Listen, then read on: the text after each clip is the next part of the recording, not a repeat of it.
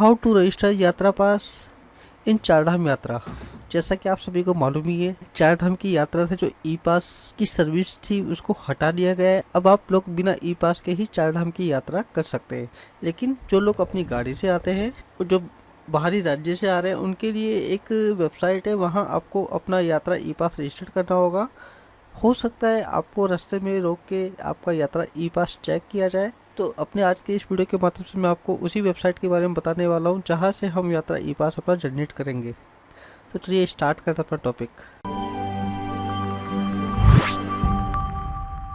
देखिए यहाँ मैं आपको यात्रा ई पास से जुड़ा अपडेट दिखा रहा हूँ।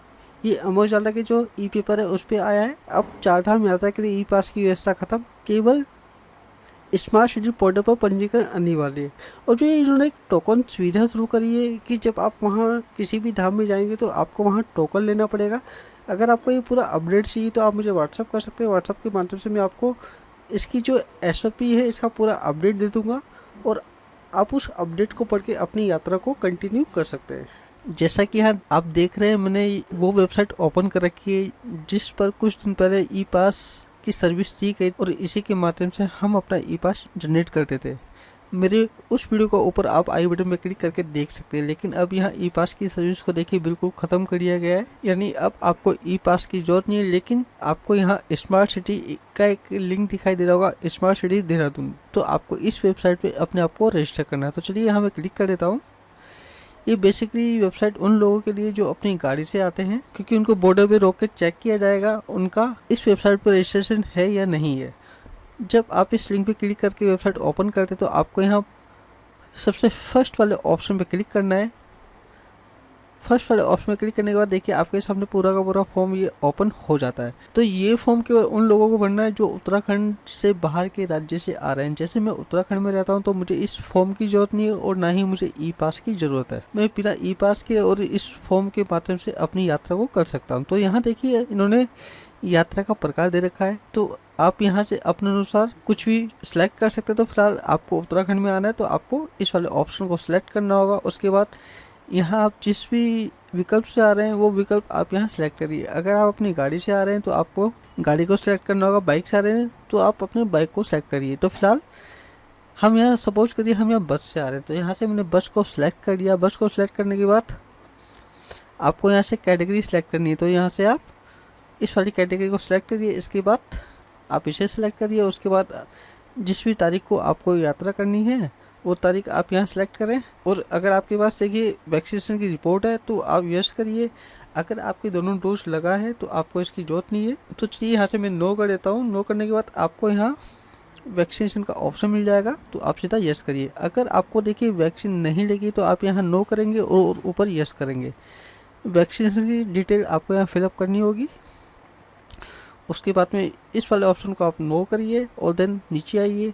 यात्रा प्रस्थान का स्थान कि आप किस राज्य से हैं, तो आप जिस भी राज्य से हैं आप उस राज्य को यहाँ से सिलेक्ट कर सकते हैं। सपोज करिए यहाँ से मैं गुजरात सेलेक्ट कर देता हूँ। उसके बाद यहाँ से मैं अहमदाबाद सेलेक्ट कर देता हूँ। यहाँ आपको पूरा अपना एड्रेस लिखना है। अब आपको कहाँ जाना है उसको पूरी डिटेल आपको यहाँ फिलअप करनी होगी। सपोज करिए आपको यहाँ केदारनाथ की यात्रा करनी है तो आप इसे सिलेक्ट करिए। यहाँ आपको एक ऑप्शन दिखाई देगा रुद्रप्रयाग, इसको सिलेक्ट करिए। उसके बाद आपको यहाँ अर्बन वाला ऑप्शन सेलेक्ट दिखाई देगा, इसे सिलेक्ट करिए। इसके बाद देखिए यहाँ आपको केदारनाथ का ऑप्शन दिखाई देगा, इसे सिलेक्ट करिए। और यहाँ आप कुछ भी सिलेक्ट कर सकते हैं। इसके बाद पूरा केदारनाथ का वैसे ही आप एड्रेस डाल दीजिए, क्योंकि कोई फिक्स एड्रेस तो है नहीं, आप यहाँ एड्रेस डाल सकते हैं। तो उसके बाद आप यहाँ नीचे आइए। नीचे देखिए आपको अपना पूरा नाम भरना होगा, पूरी डिटेल यहाँ फिलअप करनी होगी। आपकी एज क्या है, link email ID, mobile number, ये सब चीज़ें आपको यहाँ फिल करनी होगी। और यहाँ आईडी प्रूफ में आपको यहाँ आधार कार्ड सेलेक्ट कर लेना है और आधार कार्ड यहाँ लिख देना है। इसके बाद जब आप यहाँ नीचे आएंगे तो नीचे आपको देखिए आरोग्य सेतु की एप्लीकेशन अपने मोबाइल में डालनी होगी। तो डालने के बाद आप अपना स्टेटस सेलेक्ट करें और यहाँ ग्रीन कलर कर दीजिए। इसके बाद जब आप यहाँ नीचे आएंगे आपके साथ कितने मेंबर हैं, अगर आप सिंगल आ रहे हैं तो सिंगल सेलेक्ट करिए। अगर आप 2 या 3 बंदे आ रहे हैं तो उसी के हिसाब से नीचे पूरा फॉर्म खुल जाता है। तो फिलहाल यहाँ मैं सिंगल पर्सन करता हूँ। उसके बाद आपको यहाँ नाम, फादर नेम, ये सब डिटेल यहाँ फिलअप करनी होगी। तो अब हम यहाँ नीचे आते हैं। नीचे देखिए इन्होंने होटल दर्शन का दे रखा है कि अगर आप उत्तराखंड में आ रहे हैं और आपने कोई रूम बुक कर रखा है तो उसकी डिटेल आप यहाँ फिलअप कर सकते हैं। फिलअप करने के बाद आपको यहाँ अपना एड्रेस प्रूफ डालना होगा और जो आपकी बुकिंग की लिस्ट है यानी जो भी आपने होटल बुक किया है उसे भी आपको यहाँ अपलोड करना होगा और इन सब टिक मार्क को सिलेक्ट करने के बाद सीधा सबमिट पे क्लिक कर देना है और आपके सामने यात्रा ई पास ओपन हो जाएगा, जिसका आप प्रिंट आउट निकाल के अपने साथ रख सकते हैं।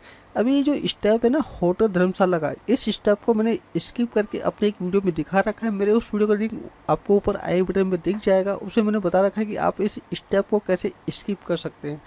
आप चाहें तो वो स्टेप भी देख सकते हैं। तो बस एक छोटा सा अपडेट था जो मैं आपको देना चाहता था, क्योंकि ई पास तो अब ख़त्म हो चुका है, ई पास की जरूरत नहीं है। अगर सपोज करिए आपने इस पर नहीं भी बनाया तब भी आप बहुत ही आराम से उत्तराखंड की यात्रा कर सकते हैं, क्योंकि अब लाखों लोग आएंगे और सबका तो ये चेक होने से रहा।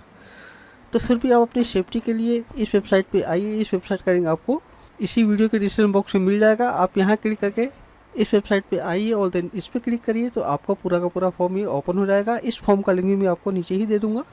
आप वहाँ क्लिक करके अपना ये यात्रा पास बना सकते हैं। अगर आपको यात्रा पास बनाने में किसी भी तरह की कोई समस्या आती है या आपको चार धाम से जुड़ी या केदारनाथ से जुड़ी कोई भी जानकारी चाहिए तो आप मुझे इस नंबर पर फ़ोन करके मेरी हेल्प ले सकते हैं। मैं आपकी हेल्प बिल्कुल फ्री ऑफ कॉस्ट करूँगा। मैं आपसे कोई भी चार्ज पे नहीं करूँगा। तो मुझे उम्मीद है मेरे आज के इस वीडियो के माध्यम से आप सभी को पता चल गया होगा कि आप किस तरह अपना यात्रा पास क्रिएट कर सकते हैं।